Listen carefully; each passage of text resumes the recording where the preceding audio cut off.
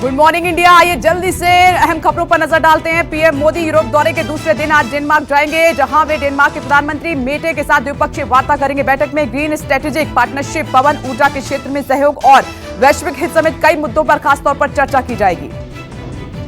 भारत और जर्मनी ने सोमवार को सस्टेनेबल डेवलपमेंट यानी कि सतत विकास से जुड़े कई द्विपक्षीय समझौतों पर हस्ताक्षर किए हैं। समझौते के तहत भारत क्लीन एनर्जी के इस्तेमाल का बढ़ावा देने के लिए साल 2030 तक 10.5 अरब डॉलर की सहायता मिलेगी।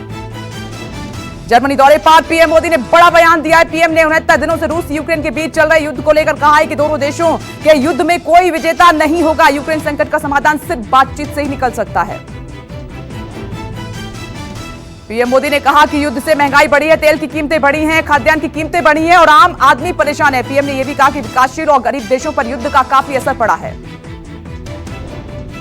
पीएम मोदी ने बर्लिन में भारतीय मूल के लोगों को संबोधित किया। इस मौके पर पीएम मोदी ने कांग्रेस पर भी तंज कसा है। उन्होंने कहा कि दिल्ली से जो मदद भेजी जा रही है अब वो लोगों को मिलने लगी है। पहले वो कौन सा पंजा था जो 85 पैसे घिस लेता था। पीएम मोदी बर्लिन में भारतीय समुदाय के लोगों के बीच पहुंचे। इस मौके पर पीएम मोदी ने ढोल पर भी हाथ आजमाया, जैसा कि उनका अंदाज है। पीएम मोदी हिंदुस्तानियों के साथ ढोल बजाते नजर भी आए। आप देख सकते हैं इस नजारे को देखने के लिए बर्लिन की सड़कों पर भारी संख्या में लोग भी जुटे। जर्मन चांसलर ओलाफ ने पीएम मोदी को G7 समिट के लिए न्योता दिया है। जर्मन चांसलर ने भी भारत को एशिया में अपना सुपर पार्टनर बताया है। साथ ही उन्होंने यह भी कहा कि पीएम मोदी को जर्मनी ने जून में होने वाली G7 बैठक में शामिल होने का न्योता दिया है। पीएम मोदी ने जर्मन चांसलर ओलाफ के साथ अंतर सरकारी परामर्श के छठे पूर्ण सत्र की सह अध्यक्षता की और आत्मनिर्भर भारत अभियान में जर्मनी को भी भागीदारी का न्योता दिया है। भारत और जर्मनी सहयोग बढ़ाने के लिए एक बड़े लक्ष्य पर काम कर रहे हैं। उत्तराखंड, केरल और ओडिशा में उपचुनाव की घोषणा हो गई है। चुनाव आयोग ने 31 मई को तीनों राज्यों में उपचुनाव का ऐलान कर दिया है। चंपावत और इधर ब्रजराजनगर सीट पर उपचुनाव कराए जा रहे हैं। इसमें एक सीट और शामिल है। जम्मू कश्मीर में सुरक्षा बलों को बड़ी कामयाबी मिली है। सुरक्षा बलों ने आतंकी मॉड्यूल का भंडाफोड़ करते हुए सोपोर से लश्कर के 3 आतंकियों को गिरफ्तार कर लिया है और बड़े हमले की फिराक में थे। ये सभी आतंकी बाहरी मजदूरों और पंचायत से जुड़े जनप्रतिनिधियों पर हमले की योजना बना रहे थे। कलकत्ता हाई कोर्ट ने मालदा ब्लास्ट को लेकर ममता सरकार से रिपोर्ट दाखिल करने को कहा है। ममता सरकार को यह रिपोर्ट 2 हफ्ते के अंदर कोर्ट में देनी होगी। इसके साथ ही मामले में एनआईए को पार्टी बनाने का निर्देश दिया है। बता दें कि रविवार को बॉल खेलते समय हुए धमाके को लेकर एक जनहित याचिका दायर की गई है। पंजाब के पूर्व सीएम बेअंत सिंह की हत्या के मामले में दोषी बलवंत सिंह राजोआना की याचिका पर सुप्रीम कोर्ट ने केंद्र से 2 महीने के भीतर फैसला लेने को कहा है। बलवंत सिंह राजोआना को निचली अदालत ने 2007 में मृत्यु दंड दिया था। दोषी राजोआना 26 साल से जेल में बंद है। नवाब मलिक की जमानत याचिका पर 5 मई को सुनवाई होगी। महाराष्ट्र के मंत्री और एनसीपी के नेता नवाब मलिक ने अपने खराब स्वास्थ्य का हवाला देते हुए स्पेशल पीएमएलए कोर्ट में जमानत याचिका दाखिल की थी। नवाब मलिक के वकील कल ही सुनवाई की मांग कर रहे थे और उनका यह कहना था कि नवाब मलिक की तबीयत ठीक नहीं है, उन्हें स्ट्रेचर पर अस्पताल ले जाना पड़ा है। दिल्ली में बीजेपी के वरिष्ठ नेताओं और संघ पदाधिकारियों के बीच बैठक हुई, जिसमें संगठन और चुनाव की तैयारियों को लेकर खासतौर पर चर्चा हुई है। सूत्रों के मुताबिक खबर यह है कि बैठक में संगठन और कई राज्यों की राजनीतिक और सरकार की मौजूदा विषयों पर चर्चा हुई है और इसके साथ ही 26 मई को मोदी सरकार के 8 साल पूरे होने के मौके पर होने वाले कार्यक्रम को लेकर भी मंथन हुआ है। मनसे प्रमुख राज ठाकरे ट्वीट कर अक्षय तृतीया के दिन घोषित महाआरती रद्द करने का उन्होंने ऐलान किया। उन्होंने पार्टी कार्यकर्ताओं से कहा है कि ईद है, मैंने इस बारे में संभाजी नगर की बैठक में बात की है। मुस्लिम समुदाय के इस त्योहार को हर्षोल्लास के साथ मनाया जाना चाहिए। अक्षय तृतीया की तरह अपने त्योहार के कहीं भी आरती ना करें और अपने किसी पर्व में कोई बाधा नहीं डालनी चाहिए। महाराष्ट्र नवनिर्माण सेना ने मुंबई में राज ठाकरे की तस्वीर के साथ चलो अयोध्या को पोस्टर लगाए थे और एमएनएस के कार्यकर्ता लोगों से अपील कर रहे हैं कि 5 जून के वो राज ठाकरे के साथ अयोध्या पहुंचे। इस आह्वान के साथ और कुछ दिन पहले शिवसेना नेता आदित्य ठाकरे द्वारा अयोध्या जाने की घोषणा करने के बाद राज ठाकरे ने भी 5 जून को अयोध्या जाने की घोषणा की थी।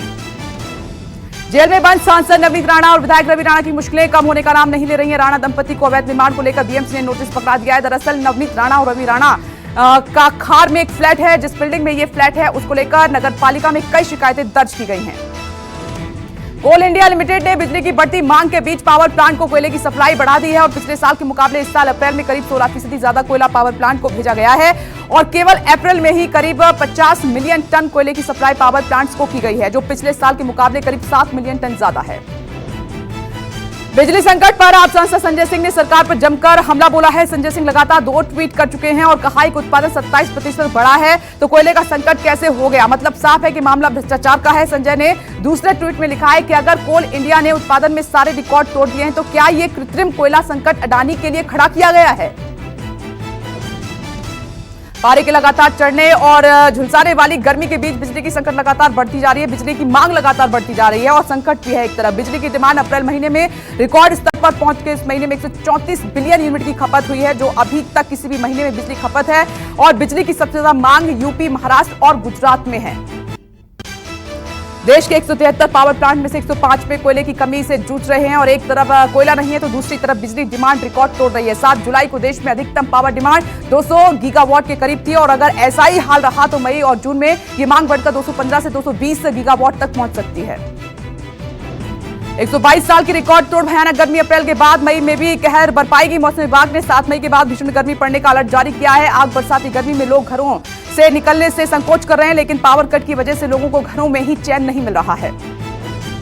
यूपी में अप्रैल महीने में एनसीआर और कुछ दूसरे जिलों में कोरोना के केस बढ़ रहे हैं। पिछले 24 घंटे में पूरे प्रदेश में 193 नए केस की पुष्टि हुई है। गौतम बुद्ध नगर में 66, गाजियाबाद में 36, लखनऊ में 21, मेरठ में 18 और कानपुर नगर में 17 नए केस सामने आए हैं। और जिन जिलों में कोरोना के केस अधिक मिल रहे हैं वहां सार्वजनिक स्थानों पर फेस मास्क लगाना अनिवार्य कर दिया गया है।